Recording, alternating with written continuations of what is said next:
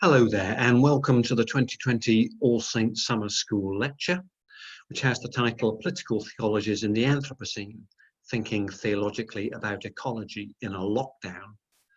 My name's Peter Scott and I teach in the Department of Religions and Theology at the University of Manchester. The first thing I want to do is to thank the Principal for the honour of the invitation to give this lecture. And I also hope that you're having a creative summer school, although in a rather different format. Now, that we can't meet in person affects how you're viewing this lecture, of course, but it also affects its content. In other words, the topic of this lecture is political theologies in the Anthropocene, and I'll explain both those terms in a moment. Yet we also meet under corona conditions, and that has implications for what I want to speak of this evening. After some introductory remarks, trying to give an account of what Anthropocene and political theology might mean, the core of this lecture focuses on three political theologies of ecology: a political theology of the environment, a political theology of climate change, and a political theology of the planet. And then there'll be a conclusion in which I'll draw some threads together in the context of our present corona condition. So, first things first, to what does the Anthropocene refer and what are political theologies?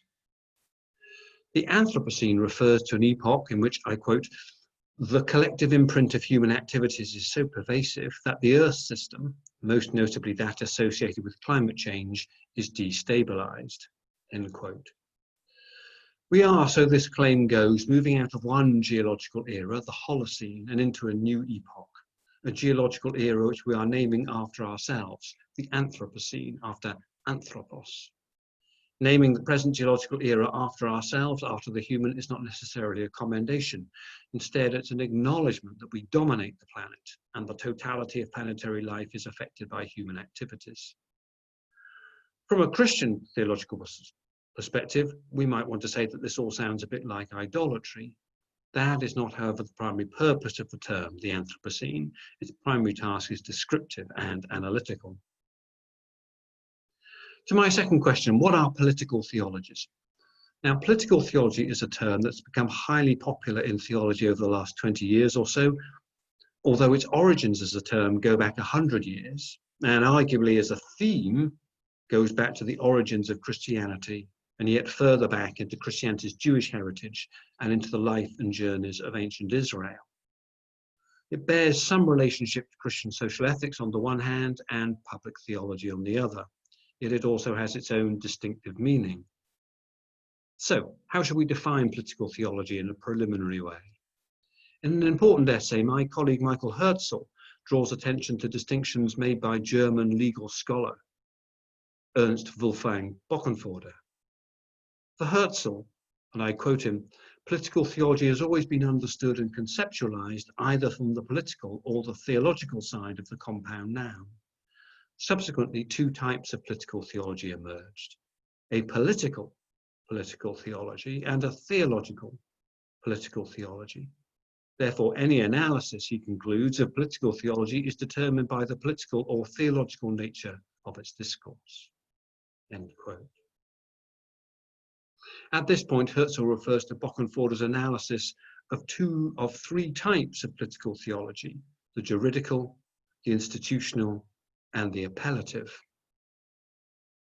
Juridical refers to political theology, whereas institutional and appellative relate to theological political theology. Carl Schmitt's work is usually associated with the juridical form, Augustine's City of God with the institutional, and Johann Baptist Metz with the appellative as examples. We can appreciate immediately that political theology means something more than any relationship between church and state or between theology and politics. Political theology certainly affirms the relationship between theology and politics. Indeed, it builds upon it. Moreover, there is no avoiding the relationship between theology and politics. The church operates as part of a wider society and therefore is affected by and contributes to the wider political ordering in which it finds itself.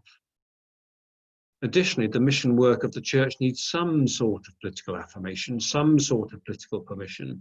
It is very difficult for traditions to carry out their activities if these activities are opposed by the state. Political here does not mean party politics. In its ancient meaning, politica, it has the sense of with reference to the city. It is in that lineage that political theology is located, and by reference to the governance of the city, we see how political theology relates to public and not to private or to domestic. To analyse political theologies in the Anthropocene is thereby to do two things. With reference to the Anthropocene, we should be tracing the interaction between ecological theology, that creature of the Anthropocene, in its interactions with political theology. And we should be tracing meanings of political theology itself. As we have seen, there is political theology and theological political theology. Political theology is associated with the work of the Nazi jurist Carl Schmitt, and there's been an extraordinary resurgence of interest in the work of Schmitt for reasons we shall not be exploring in this lecture, indeed for reasons that are not always clear. However, the themes of law, sovereignty, and the state of exception are central to Schmitt's work. Theological political theology has a different connotation. It has two variants, institutional and appellative, as we have seen. The institutional refers to classic options in church-state relationships, Augustine's two cities, for example, Luther's two kingdoms, Calvin's lordship of Christ, Anabaptist separation. I think the range of meanings of establishment as understood by the Church of England would also be included under the institutional variant of theological political theology. The appellative variant of theological political theology emphasizes the active, practical dimension of what it means to be a Christian. This type of political theology recognizes in the Christian gospel the imperative to engage with the political social order in a critical and constructive way. That is, appellative theological political theology is based in Christian institutions, although it may be strongly critical of these same institutions. Appellative political theologies affirm democratic politics and democratic culture, even as they might be deeply critical of democratic practices. If you've engaged with the work of Johann Baptist Metz, or Dorothee Söller, or Gustavo Gutierrez, or Jürgen Moltmann, or Rosa Redford Ruther, you've been engaging with appellative political theology. In our own ministerial practice, it's likely that we all draw upon both institutional and appellative versions of theological political theology, probably with attention to context and issue. And that's a good thing to do, but it's likely that we practice our political theology inconsistently as well. In this lecture, I shall be exploring political theologies in the Anthropocene. That is to explore some theological contributions that self-identify as political theology, yet also engage the ecological issues of the Anthropocene. Before I get into the detail of my three selected texts, a corona interlude.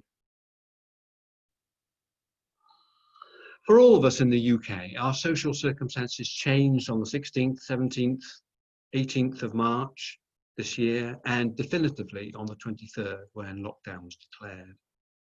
Against what was presented as an external threat, governments and administrations exercised their scope for executive decision and imposed lockdown. Against a viral threat to destabilize our social order, executive power resecured a social order, a different corona social order. In this sequestering or confinement, the overriding aim was to minimize contact. The virus COVID-19 can be lethal, and human bodies are the vector of transmission. We endanger each other, and so must be distanced from each other. This corona order, confined and confining, has created some harms and opportunities for harms, for the young in relation to education, for those in violent settings, for certain industries and their workers, and for those with health concerns of every sort. As part of this new social order, churches in the UK fully closed their churches, arguably going beyond the official advice that required only closure for all formal services or acts of worship, including occasional offices. This attracted some comment, especially as the lockdown stretched out. With this closure came an embrace by some churches of various digital platforms to continue their worship. We might call this a combination of spatial retrenchment and virtual extension. Uneven to be sure, but one in which a buildings-based presence was succeeded by a virtual presence. This succession attracted some comment from within the churches. Was, for example, this transfer of Eucharist from church buildings to kitchens a fresh way of being public, or a retreat from the public sphere? Throughout, the concern was, I think, pastoral. How were those who had participated in worship in buildings to be supported now these buildings were closed? It also generated the question, what about those who are unable to enter local church buildings or felt themselves unable to enter in the first place? A further pastoral issue has, however, been voiced here. What was the public voice that the churches were addressing to their contexts? Where was the gospel of solace, comfort, and hope? By virtue of their establishment, this question was raised acutely for the Church of Scotland and the Church of England. That is, churches responded pastorally, and the question was asked, who is being pastored here, and what is the good news? The theological and scriptural resourcing that is required to inform these pastoral responses was not absent either. Where is God in all this? Questions of providence and theodicy have been discussed. Moreover, the usefulness of scriptural parallels with plague, etc., have also been commented upon. Nonetheless, pastoral concerns predominated, understandably. I want to return to these pastoral concerns at the end of this lecture. The remainder of this presentation offers an historical account of the emergence of ecological theology in interaction with political theology, however, and my account focuses on 3 book-length treatments of ecological theology that span the period 1997-2018, and which use the term political theology in their titles. In this retracing of steps, I want to explore the shifts in the meaning and scope of political theology, especially as the engagement with the work of Carl Schmitt intensifies through this period. What we encounter, I argue, is a shift in the construal of politics in political theology through an increasing reference to sovereignty. This is correlated with, but not, I would argue, conceptually required by, increasingly immanentist construals of divinity. And so, to my first political theology. In Redeeming the Time, A Political Theology of the Environment, 1997, Stephen B. Sharper articulates his political theology in relation to Latin American liberation theology. The analysis proceeds through a consideration of various significant developments in green thinking, the Gaia hypothesis, process theology, the new cosmology, ecofeminism, and liberation theology. The last is not least methodologically curious in that liberation is an object of the inquiry and also frames the discussion. Schmitt is absent from this analysis.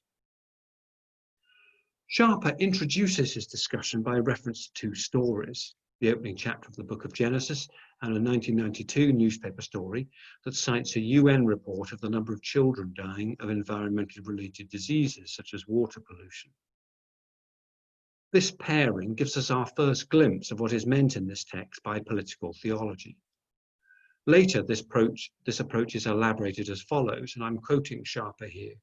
With the reading assistance of liberation theology from Latin America, with its emphasis on solidarity, a preferential option for the destitute and downtrodden and societal transformation, this work raises the possibility of a political theology of the environment, end quote.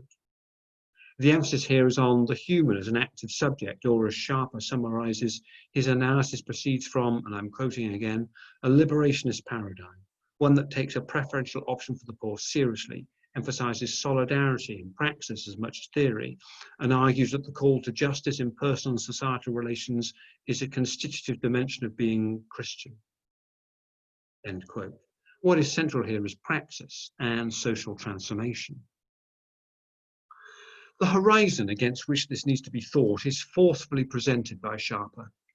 Our new behaviour must be grounded in new values, a new understanding of the self, a fundamentally altered understanding of our relationship with our environment, if we are to have a sustainable future. We are being summoned to a new ontology, a novel way of being human and relating to the non-human world, end quote. The aim here, as Sharper adverts, is, I quote him, a more explicitly political, transformative expression of ecological theology, end quote. In action, what does this approach look like?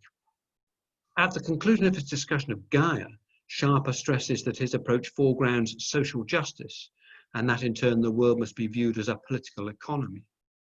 Gaia is helpful in advancing a political theology, Sharper contends, by its reference to life as vital and energetic, and for stressing the planetary context in which theology must be done.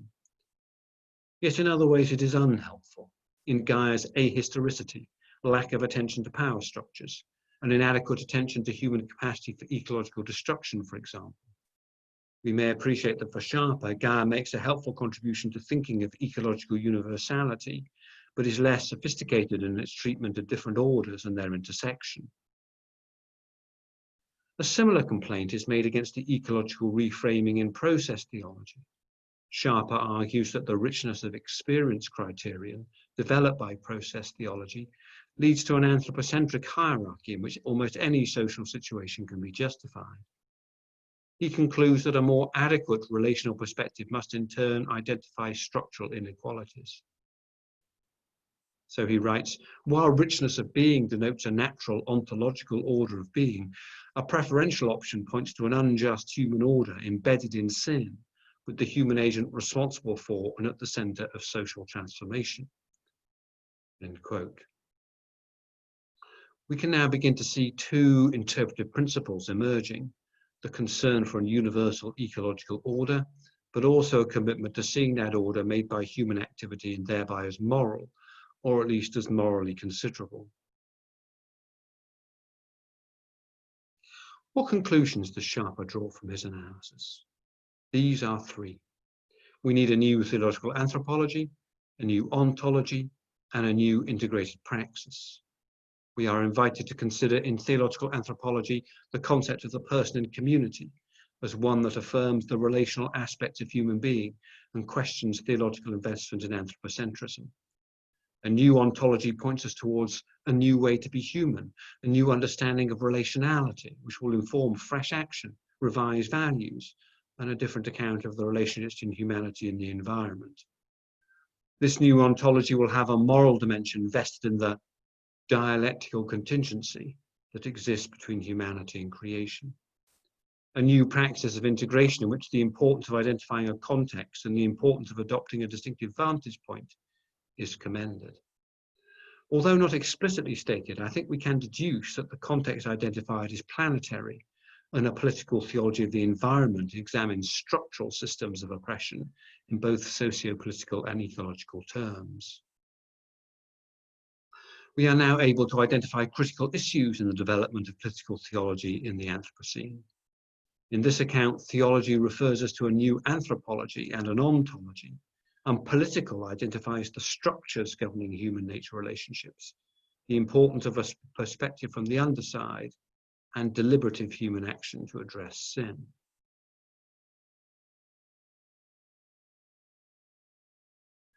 Michael Northcott's 2013 A Political Theology of Climate Change is a significant contribution to political theology in the Anthropocene, and in the context of this lecture, an important transition text in that Northcott offers an extended discussion of Schmitt.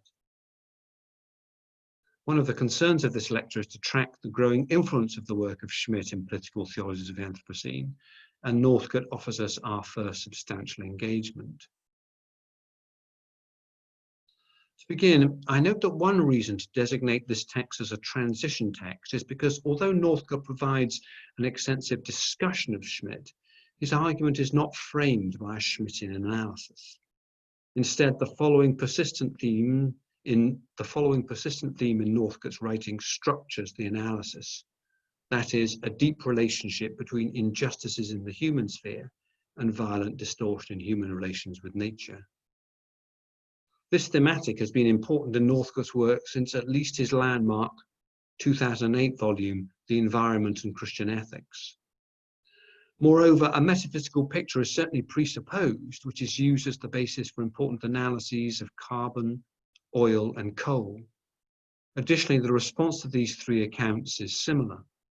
What is required is a fresh metaphysical synthesis, a renewed marriage of heaven and earth, in which human and natural activities and God's purposes in creation and redemption align more fully. It is only towards the end of the argument that we arrive at a discussion of the work of Carl Schmitt. At this point in Northcote's argument, he argues that Schmitt is helpful for advancing an analysis based in the claim that, and I'm quoting Northcote here, the political is enclosed within and hence interacts with the natural on terms the political does not control. And this is, of course, of deep interest to us under the present corona condition, because do we not have, at the present time, much evidence that the natural engages the political, but in ways that the political does not control?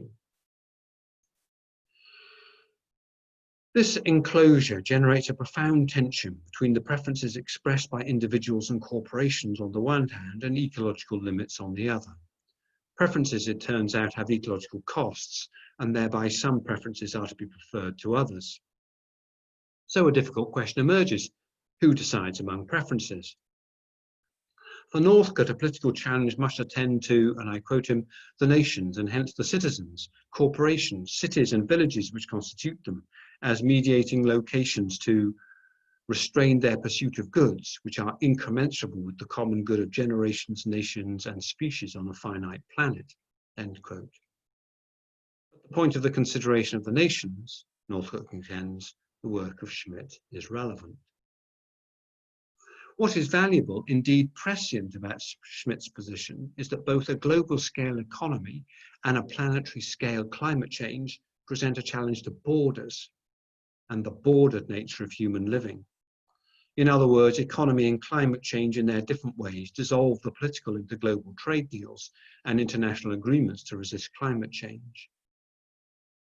In its inability to register the tension between borders and the global and the planetary, the vacuity of liberalism is exposed. Such vacuity will not, however, stop political liberalism trying to engage these efforts, in which, in its failure to affirm the significance of borders, it will be doomed to fail. And I think we've seen this tension, have we not, between the global and the bordered recently, both in efforts to develop a vaccine that will be available globally, but also attempts by individual nations to buy up supplies of drugs. Indeed, according to Northcote, this vacuity and failure is recorded in the responses of nation states to climate change. On the one hand, we have the de facto acknowledgement of borders seen in the increased security arrangements some nations are making to police their borders. On the other hand, we have the UNFCCC Conference of the Parties process that seeks to secure international agreement on efforts to reduce CO2 production. And of course, the next meeting of the Conference of the Parties, COP26, is to be held in Glasgow, and it's just been postponed from November this year to November next. As Northcote puts the matter, quote, judgments about climate migrants reveal climate politics as the politics of the exception, while social, scientific and philosophical commentary on climate politics focuses instead on discussions in conference chambers about national greenhouse emissions, end quote. In this way, the politics of climate change is disclosive of both an ideological democratic response and a more defensive response designed to secure the territorial integrity of nation states. It is the disjunctive character of this double response, according to Northcote, that political liberalism cannot own. At least it cannot own without declaring itself to be politically bankrupt. So however much borderless concerns, global economy, planetary climate change assert themselves, the response is always in part based in borders, so to speak. Why then does Northcote find this Schmittian point valuable? In the first theological discussion known to me, Northcote draws upon Schmitt's The Nomos of the Earth, which was published in German in 1950 and translated into English in 2003. In other words, Northcote moves beyond the standard discussions of Schmitt's political theology and the concept of the political. And in a typical move, The Nomos of the Earth permits Northcote to explore one of his abiding themes, the theological relationship between humanity, nature, and the divine, a theme that he traces back to a cosmo-political feature in the covenant of ancient Israel. Northcote has consistently argued that when a covenant goes awry, this leads to perturbations in human society and in nature. What he finds attractive about Schmidt's discussion of nomos, which translates as law of the land, is that it enables a deepening of the critique of politics as a universal discourse that is in turn easily deconstructible into economics. That is, the genuinely political, located and founded in the friend-enemy distinction, also has a natural basis. As Northcote writes, alone among 20th century political theorists, Schmidt locates the political in the interstices between air, earth, and sea, and in the agential role of earthly forces in the formation of the borders and laws of the nations, and hence of the political. Whether or not this is accurate as an interpretation of Schmidt, it leaves Northcote able to present Schmidt as follows. I quote, "For Schmidt, the ground of the state is a physical ground, literally a space in which people have evolved a culture of artifacts, customs, and propertied holdings. A people can function politically only in a shared space, when a people has defined others who are not their people, and hence has designated others as outsiders." End quote. Such a view was achieved in the medieval synthesis in Europe, although with many complexities, but comprehensively broke down from the late medieval period onwards.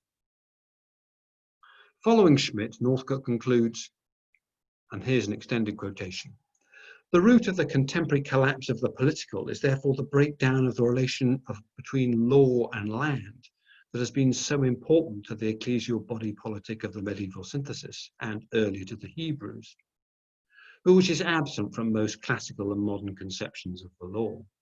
Modern political theory, in effect, excludes land as its source and fosters instead a bureaucratic idea of legality arising from a centralized state which is self-referential and lacks the foundational nomos of the ordering of fields and pastures, and hence of a terroir or terrain shaped by generations of a people." End quote. Congruent with his reading of the Hebrew covenant and following Schmidt, Northcote is able to develop an account of the political in which land is constitutive and the foundational place of the state is bracketed. Rule is derived thereby not from abstract law, but from a bounded space of political cohabitation, and so from living places. Northcote summarizes thus: "Rule which is derived from nomos is a kind of rule that is oriented to both space and time, geography and the generations, nature and culture, and is therefore ecologically situated in deep time, both human and more than human." End quote. For the ecological political theologian, the reference to earth, sea, and sky has obvious, at least superficially so, attractions. Whereas for Sharper, political theology in the Anthropocene means a broadly liberationist stance and attending to the ways that theology contributes to a liberatory politics, for Northcote, political theology means attending to the construction of politics itself, bounded peoples whose borders encircle a landed way of life over against other ways of life.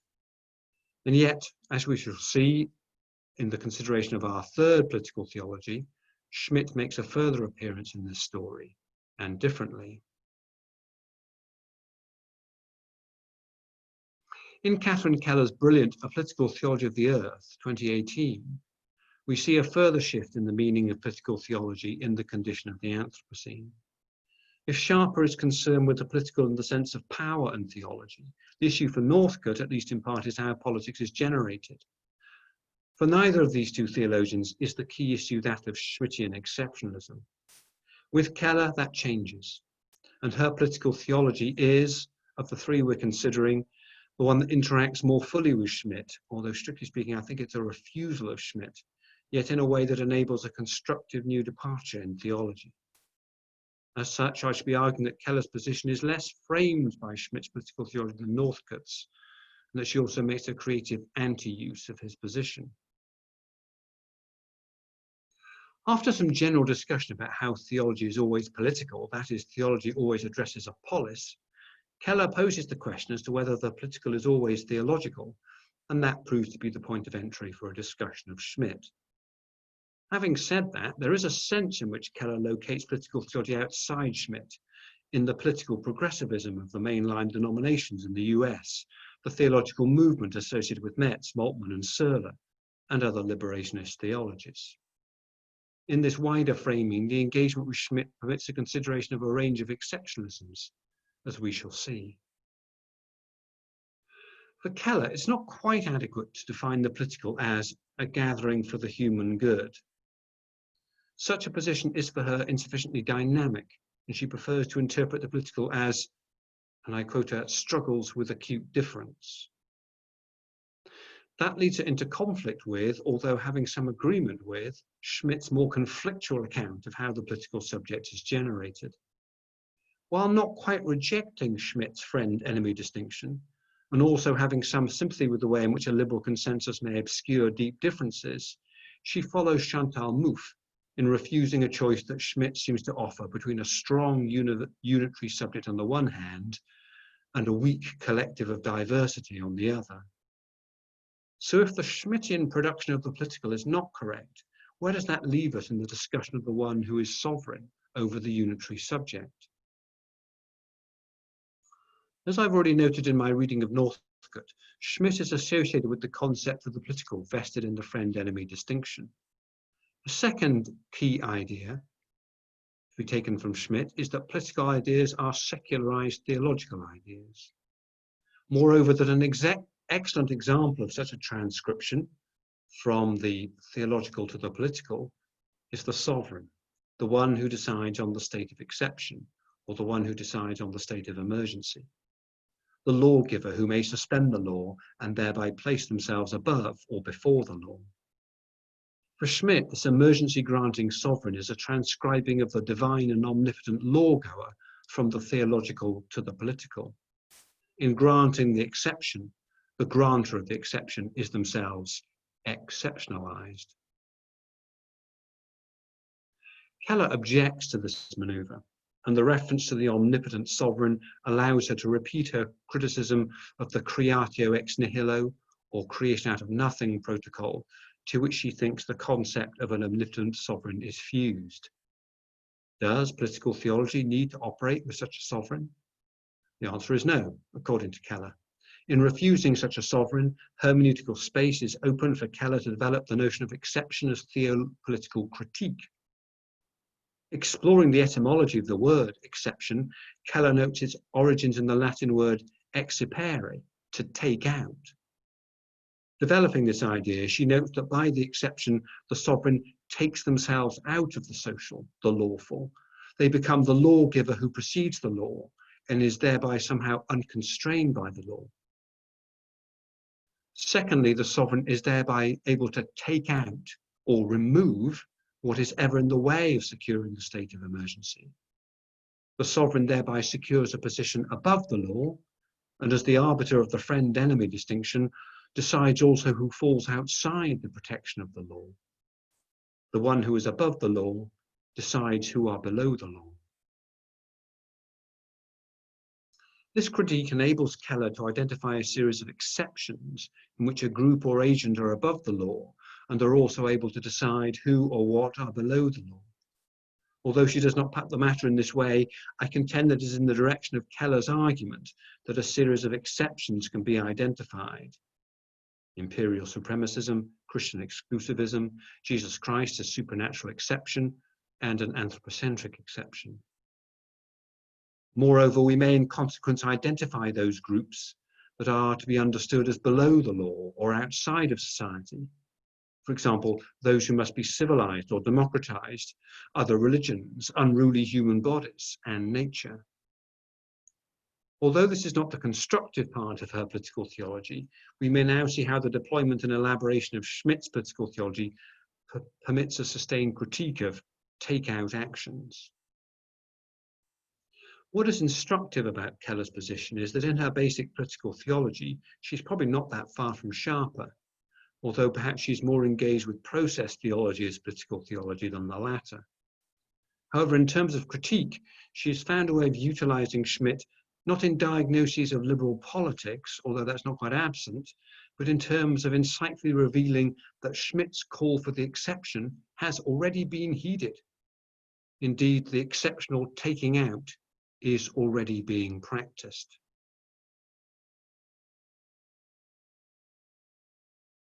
This brings me to the last section of this lecture.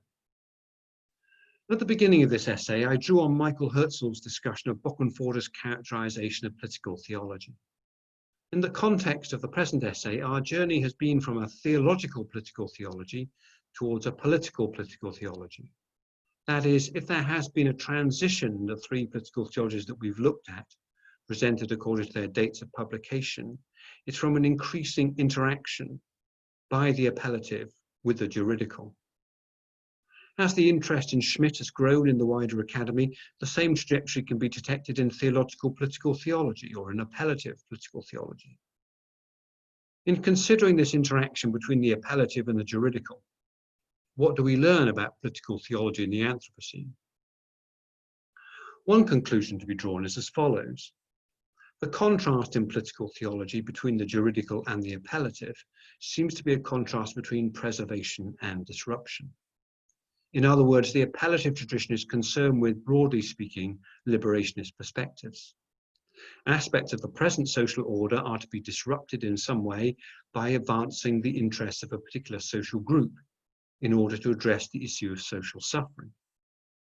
The juridical, by contrast, is concerned by threats to present social order and thereby seeks to affirm a sovereign as the one who secures the present order against chaos. I'm recording this lecture during the corona pandemic. In this corona condition, can we work with the contrast between preservation and disruption? Would it be revealing in some way? Maybe so, and something like this, I think, in relation to chaos or suffering. If we stress corona as chaos, and the appropriate response to be one of the building of order, we can, I suppose, think of the state of lockdown as a determined effort to impose an order over against corona chaos. Yet if we think only along the lines of locking down, we may miss the way in which the coronavirus is not a violent other to our human order, but has in effect been generated within our human food economy and has spread at great speed along routes of human communication. The juridical perspective is helpful here in understanding how we have created a lockdown order over against the virus. However, as we can now see in second waves or spikes of infection, the virus cannot at present be othered and expelled in any finally effective way, at least not yet. If by contrast we stress corona as suffering, we surely arrive at an important truth. Corona illness and death, and awareness and death are sources of suffering. There is also the financial, emotional, and mental health suffering generated by the experience of lockdown. Yet we might wish to be cautious about any temptation to be attentive solely to the suffering, as that would detract from efforts to predict, plan, and organize to mitigate the effects of COVID-19. The appellative perspective is helpful here in understanding how suffering emerges in specific ways, gendered and racialized, for example, despite our best efforts in a lockdown order. Yet we also require confidence in our efforts to disrupt the effects of the virus, to build a different, more secure order. In sum, neither the imposition of order and the expelling of the other, nor the disruption of suffering seem adequate on their own. How is this so? The social order that is the corona order is one in which crucial action is being undertaken by a non-human agent. There are non-human powers at work here as well as human powers, and these are not easily quarantined or sequestered. This leads to the question, what is security in a corona condition? Who is the most secure and who is the least secure? How are the voices of the most exposed represented in our democratic processes? How can a plurality of positions regarding suffering be represented? How should we think about our social order, given that the virus cannot be expelled? Does the attempt to expel the virus, or to act as if it can be, suggest a certain exceptionalism? If we cannot take out the virus, in the Hollywood sense of the term, does that mean that we cannot take ourselves out of, that is, we cannot remove ourselves from, the corona condition? What does this tell us about corona security? Above all, will we be betrayed if we treat corona as part of a politics of intensity? A corona order is not secured by the intensity of our rejection of it, but by the care of our planning to control and live with it. Or maybe also the intensity of our acceptance of it. Is let's get the economy restarted, open to the Schmittian jive, that the political has here been colonized by the economic? How then does the church, spatially or virtually, recover the political, offer some kind of critical corrective in a corona condition that tells us that specific, indeed selected bodies are being killed? Does even our terminology lead us astray here? To call the virus a pandemic, does that invite a response by a sovereign? Just as the Anthropocene does. If Anthropos rules the planet, then we need a counterposing ruler. If the Anthropos is an idolater, then let us have a God who rebukes the idolatry. To frame the coronavirus as a pandemic, with its origins in the Greek words pan and demos, does that invite some kind of rule from above? Perhaps we should consider the virus as endemic by contrast. That's the crucial point, that the coronavirus is better understood as endemic. We are in a viral endemic. Whereas pandemic generalizes and potentially falsifies, rendering abstract and falsely universal, an endemic localizes. To call the virus endemic is to abandon the need to identify a sovereign. Would that be right? Is then the invoking of an other God possible, a God of our viral endemic? Not a mortal God, perhaps, but a mortally wounded God. Well, thank you very much for listening to this lecture.